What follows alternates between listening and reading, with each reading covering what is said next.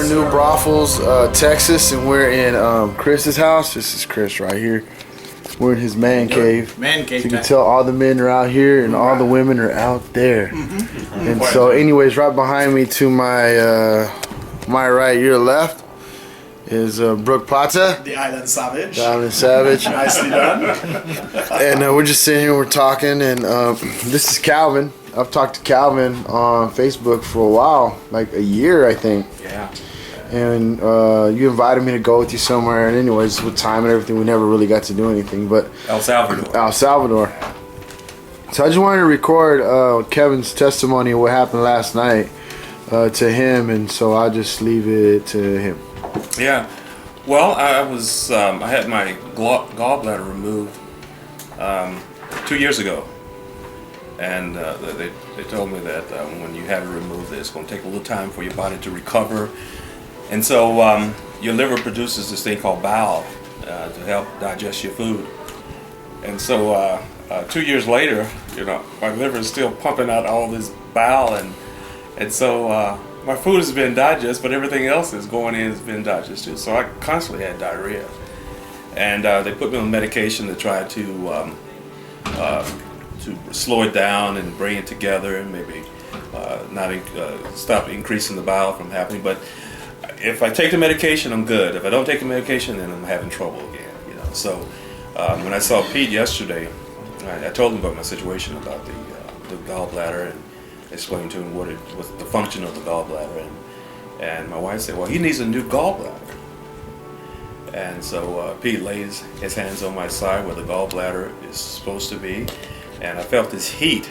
I mean, it's like someone had taken an iron and placed it on my side. I mean, it was just burning up. I mean, from his fingertips, the thumb, everything was just hot.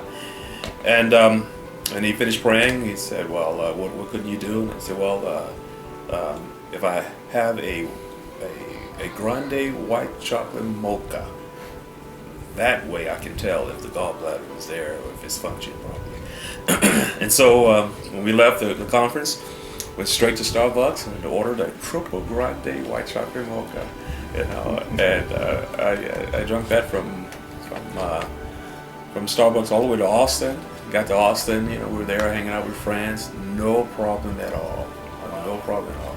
I said, okay, well, that's one test. Let's see what happens in the morning when I get up.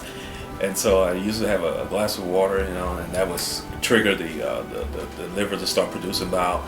Had the water, no problem. I said, well, let me have a cup of coffee and see what happens. Had the coffee, no problem. So I've had no medication for the last day and a half, and I have no problems at all. Usually I get a pain on my right side, and that's how I know everything's kicking up. The liver is doing some stuff, and the bile is kicking up. But no problem, no diarrhea, no pain. I've been eating a hot dog, onion, beans. I'm good. Yeah.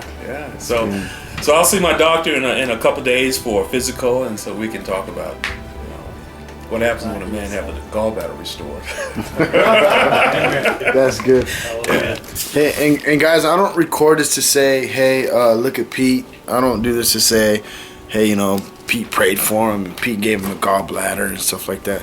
The reason we do these videos and these conferences is because like you, I didn't believe I could do it. Like you, I didn't really understand the gospel, but I started growing in it. And so basically you can go out and help someone in the name of Jesus, and you can lay hands on people and they can recover according to the scriptures. So I want to get Calvin.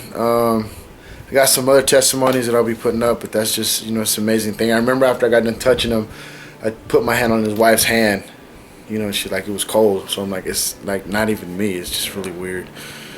But that being said, Calvin, yeah, he's an amazing man, and yeah, we'll go from there.